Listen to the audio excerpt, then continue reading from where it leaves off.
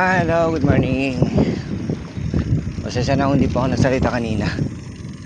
So ayan yung proof na dito na tayo sa Cordillera. Di bali kagabi nakarating na rin ako dito sa Cordillera, dito dun sa sa bayan ng Rizal, Kalinga. So sa ngayon approaching na ako papunta sa bayan ng Tabuk. Yun yung provincial capital ng Kalinga.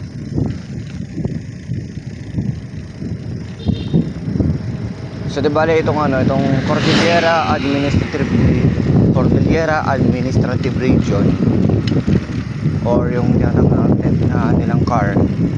Bale ito na yung last na region na dadaanan ko.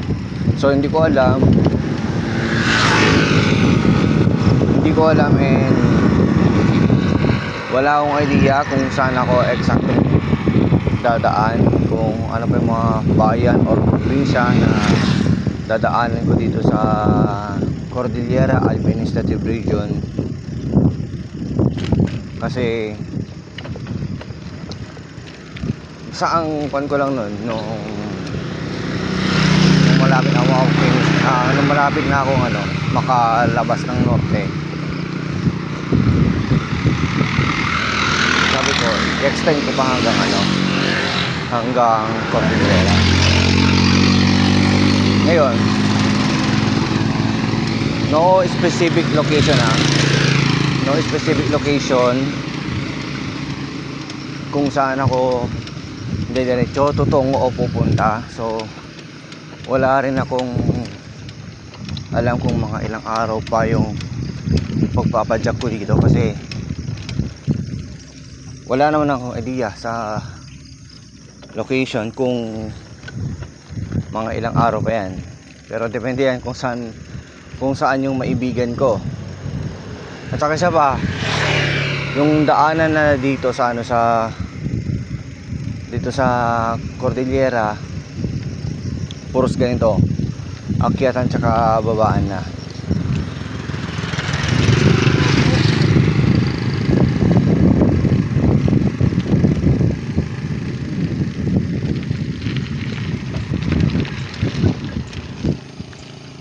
Bale, yan lang muna yung update natin sa ngayon. Then mamaya na lang ulit. Hello po sa lahat po ng mga taga Kalinga.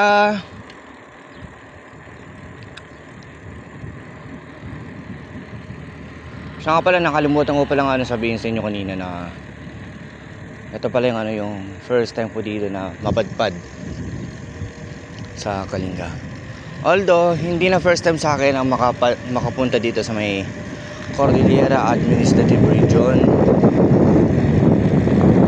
Ngayon, ang napupuntahan ko pa lang dito ay ang probinsya ng Ifugao,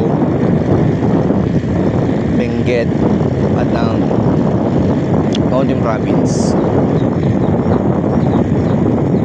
Ngayon, ang hindi ko pa naman napuntahan dito, Abra, Kalinga, and Bayaw. Pero ngayon, nandito na ako sa Kalinga, probinsya ng Kalinga. So, di bali dalawang probinsya na lang hindi ko napuntahan, yung probinsya ng Bayaw at ng Abra.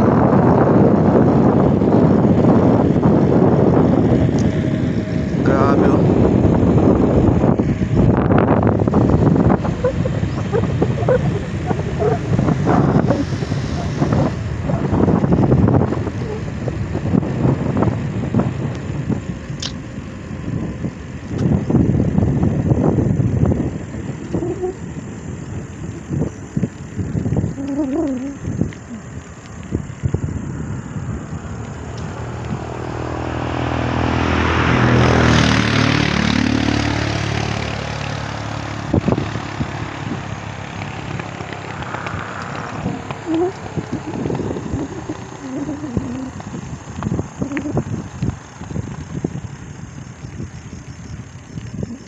Okay,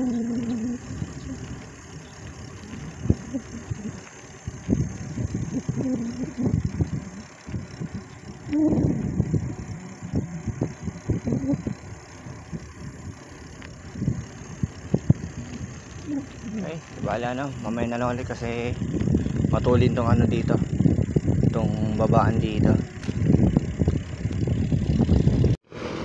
Grabe, din ninyo ang ganda nitong ano, itong nasa gitna ng kanilang kalsada.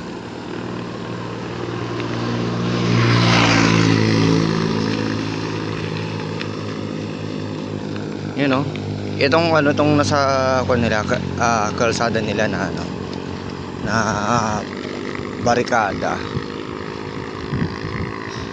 na kung saan hindi ka ano, hindi ka basta-basta makaka U-turn or makakadaan kagad.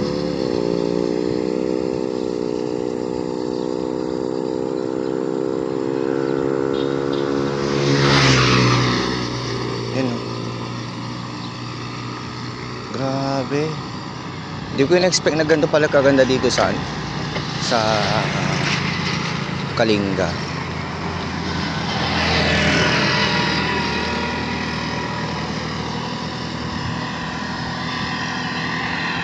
Pero wala pa ako sa ano wala pa ako sa mismong town proper nitong Tabuk.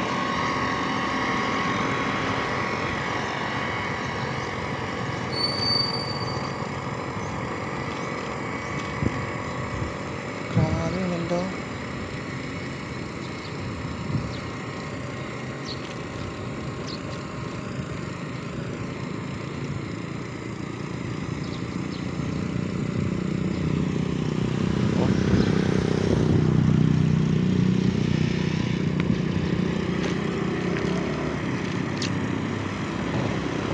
Grabe. Wala akong masabi sa lugar na to. Maliban na nga lang sa ano, maliban na nga lang sa bulubundukin. Sariwa pa yung hangin dito. Tapos ano pa? Ang ganda parang ano dito ng view.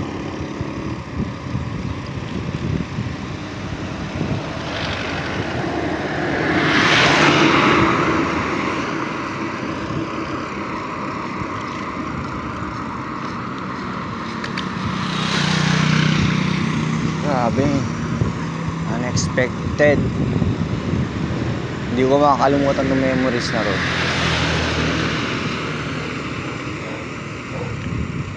Oh?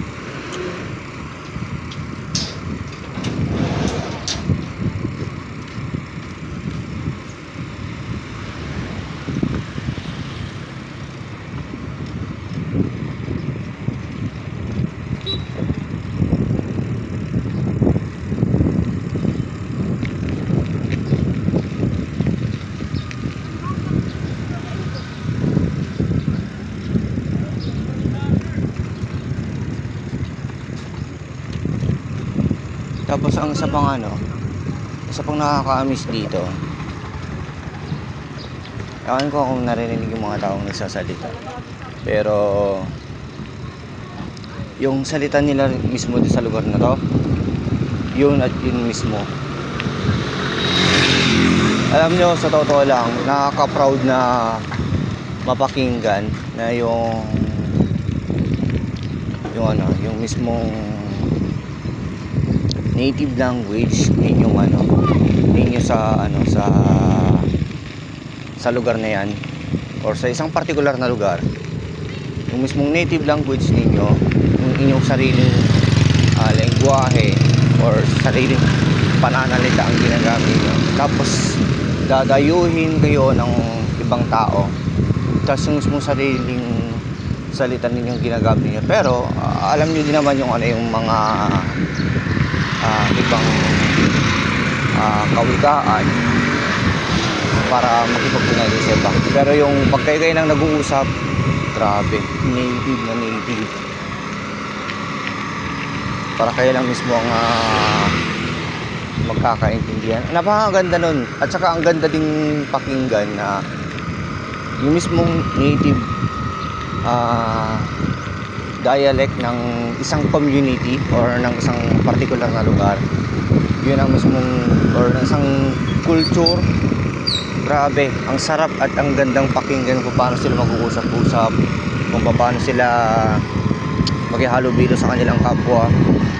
Sobrang gandang pakinggan.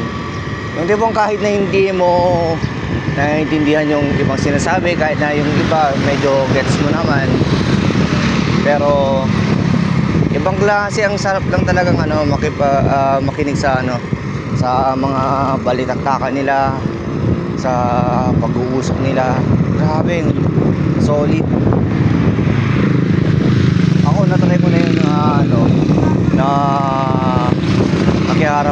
nakikiharap ako, lalo nung first time ko din natin sa Cordillera, pero somewhere in yung pinuntan ko nun, somewhere in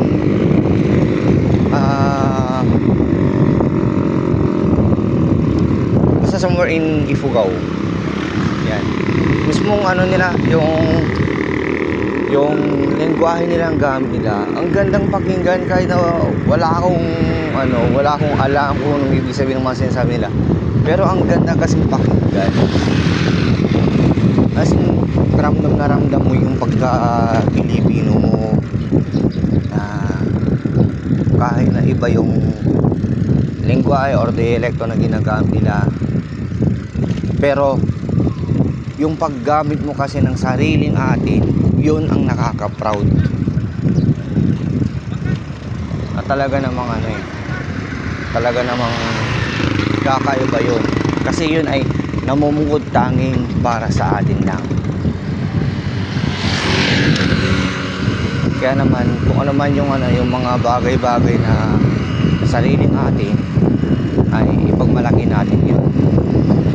Kasi yun ang meron tayo, yun ang kayamanan natin, at yun ang ating ipagmalaki, at siyang ating ipagmuli.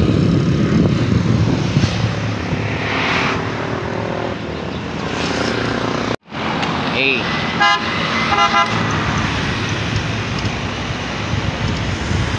grabe. Kita nyo ba yun? Yun! Pati yung kanina, kita nyo? Ito na po yung Tabuk City, Kalinga.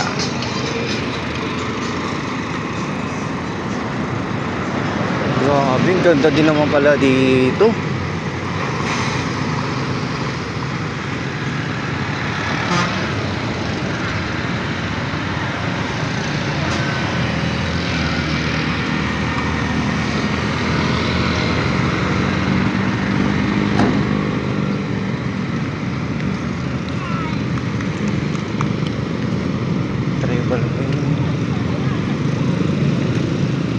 Wait lang, check ko muna kung saan yung ruta.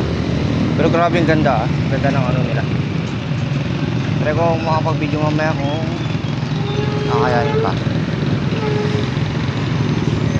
So ito na mismo, yung bali paikot na lang dito sa sa area na yan, yung town proper nila. Tabuk City Public Market.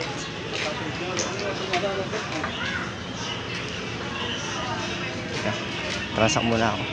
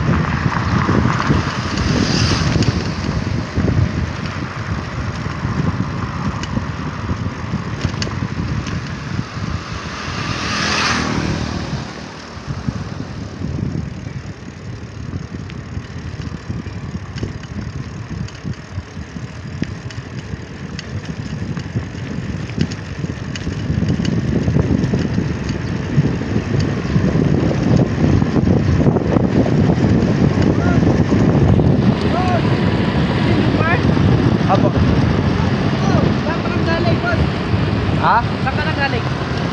Naku sa ano, start ng Isabela. Ah!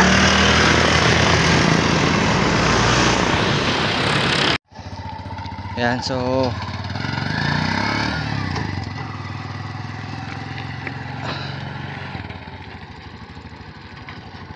bale, dito tayo ngayon. Yan. Paracelis 19.0 kilometers. So 19 kilometers para makarating tayo ng Paracelis. So from yari, baba na naman. Wait nga lang. Yan. Di bale, from uy, ganda ng ilog. Sarap maligo lang eh. Ganda ng ilog oh. Yan. So ito na yung district boundary, highway boundary.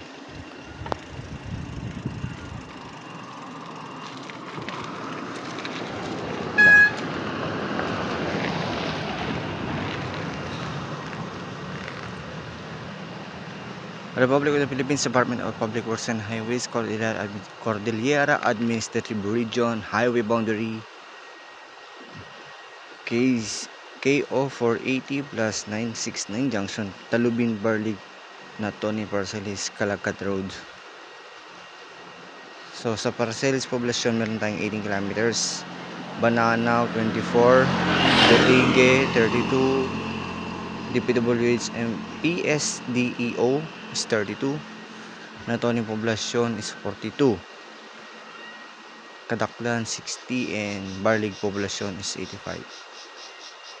Mountain Province 2nd District Engineering Office.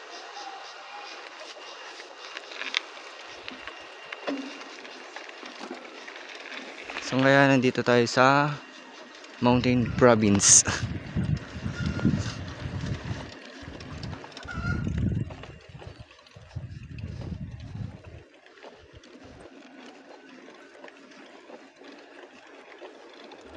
Approaching tayo sa ano, sa bayan ng Paracelis.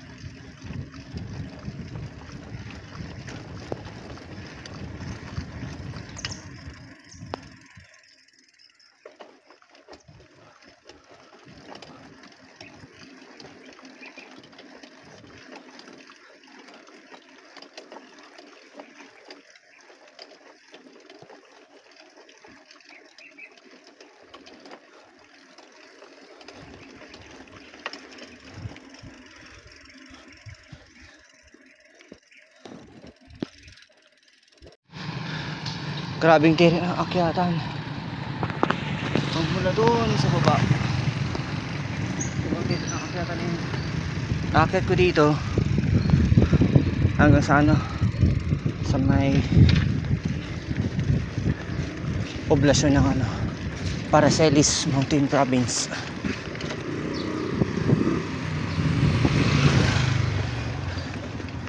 Ngayon muna ako siguro ano, makakainan or merindahan na ako Tapos pahinga konti, and then titignan ko kung saan yung next na rotate na ano tutunguhin ko.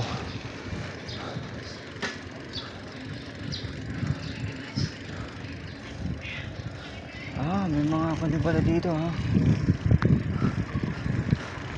Ngayon ko lang ito mapuntahan, pero yung ano sa ibang part ng Parcelis napuntahan ko na. Pero ito, itong ano nila, pinaka-poblasyon nila, itong pinaka-sentro, ngayon ko lang ito mapuntahan. Grabe ganda din pala dito. Hindi ko lang alam kung saan dito banda yung ano yung market nila.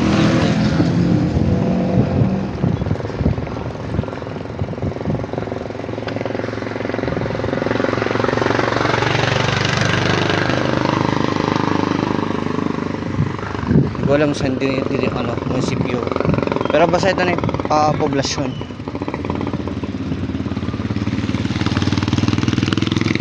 Okay. Hindi ko alam kung saan ako dito. Ayun, yun.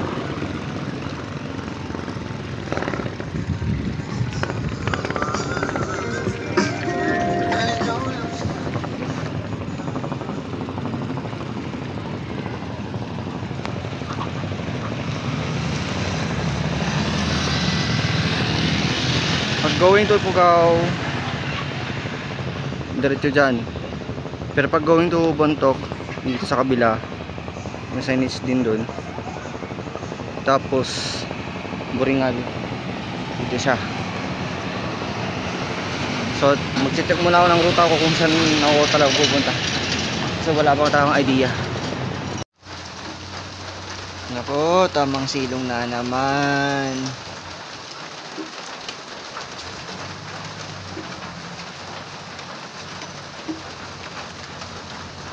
Umuulan no.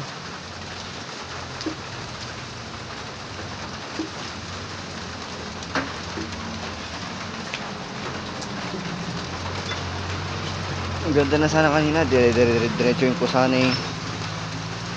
Kaso ganito, umuulan, lakas pa ng ulan.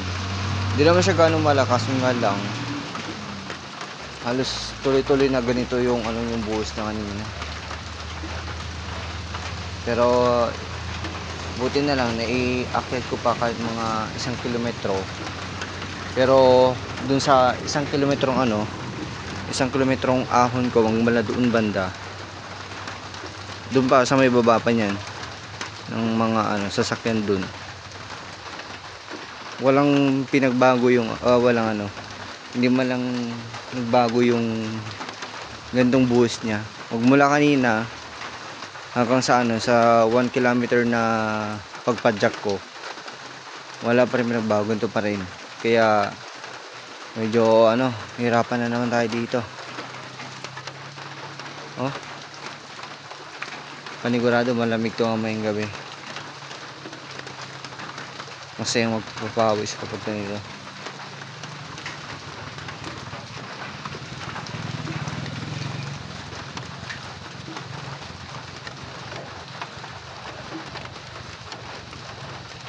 Anyway, tabi-tabi po sa ano, sa bahay po na ito, ano, tabi-tabi po, nakikisilong lang po ako.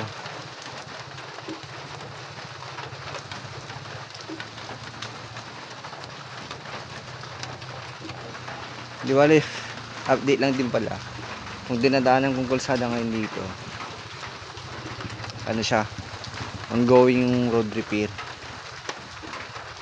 Yan o, mapapansin niyo yan. May bako, may mga kan pa dun. May nagsesemento ako nila doon, banda sa may kotse dun, sa may pick up. So, di bali lang muna update sa ngayon.